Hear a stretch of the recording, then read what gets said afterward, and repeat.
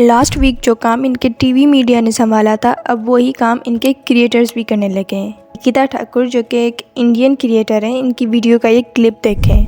हानिया आमीन और फवाद खान दोनों ऑपरेशन सिंदूर के लिए इंडियन आर्मी को कावर्ड और शेमफुल बोल रहे हैं।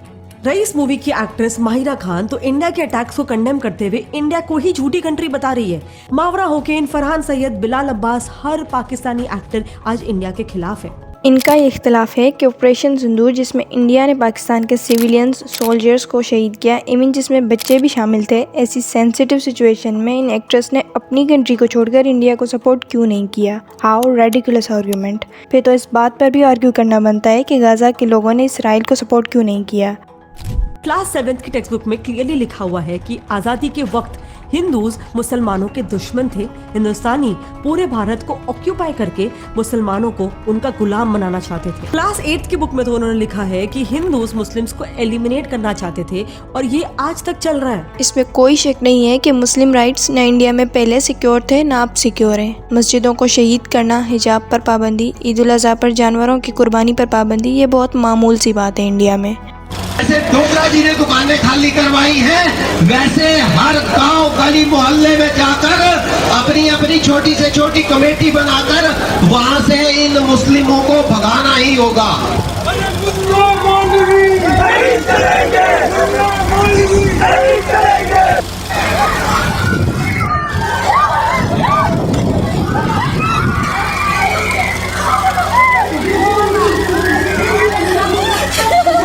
इनफैक्ट इनकी अभी रिसेंट की ही मूवी वार में दिखाया है कि इंडिया कश्मीर में टेररिस्ट अटैक्स करवा रहा है और पाकिस्तानी फोर्सेस इंडियन टेररिस्ट से कश्मीर की जनता को बचा रही है।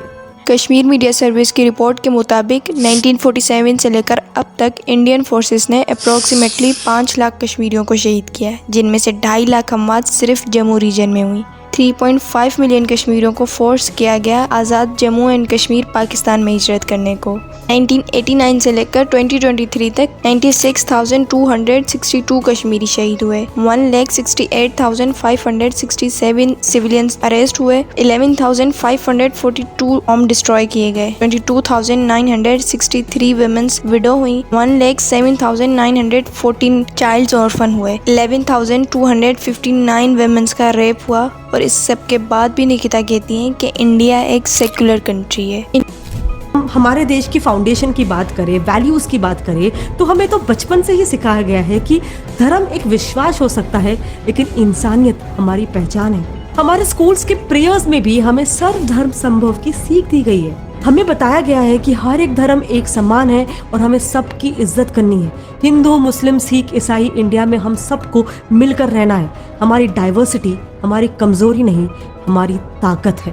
और इसीलिए असल मायने में हम सेक्युलर है, क्योंकि हमने अपने देश के अंदर एक दूसरे के लिए, सबके लिए जगह बनाई है, सिर्फ जमीन के टुकड़ों में नहीं, दिलों के कोने में भी। फिल्मी बातों से हटकर अब जरा रियलिटी पर आए तो मोहम्मद शामी जो कि मुस्लिम इंडियन क्रिकेटर हैं, 2021 में चंद रन्स लीक करने पर इनकी लॉयल्टी पर सवाल उठाए गए और इन्हें एंटी नेशनल और टेररिस्ट कहा गया। इंडिया पाकिस्तान में हाई मिलिट्री टेंशन के बाद इंडिया में कराची नाम के रेस्टोरेंट पर इंतहा पसंदों ने धावा बोला और खूब तोड़फोड़ की। इन अदर साइड पाकिस्तान में मुंबई बेकरी पीसफुली अपने काम में रवां दवां थी। बीजेपी मिनिस्टर मध्य प्रदेश ने कॉलोनल सोफिया कुरैशी को सिस्टर ऑफ पहलगाम टेररिस्ट कह डाला। सुब्रमण्यम स्वामी जो कि फॉर्मर मिनिस्टर रह चुके हैं लॉ और जस्टिस के, कहते हैं कि Muslims are not our equals.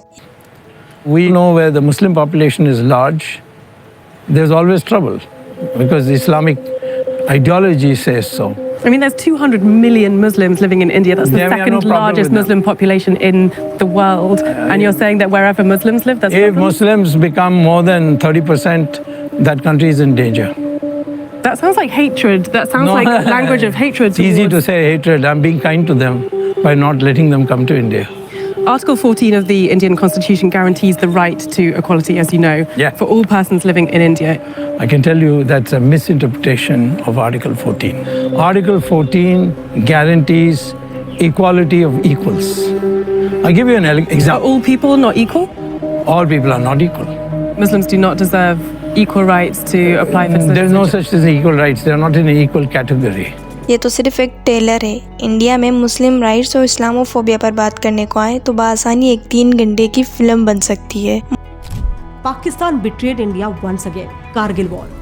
फिर 2001 में इंडिया ने परवेज मुशर्रफ को आगरा बुलाया पीस डिक्लेयर करने के लिए, पर अगेन उसी साल क्या हुआ, पार्लियामेंट क्रैक। अगेन 2008 में भी हम पाकिस्तान के साथ पीस टॉक्स कर रहे थे और इसके बदले हमें क्या मिला, 26/11 का मुंबई।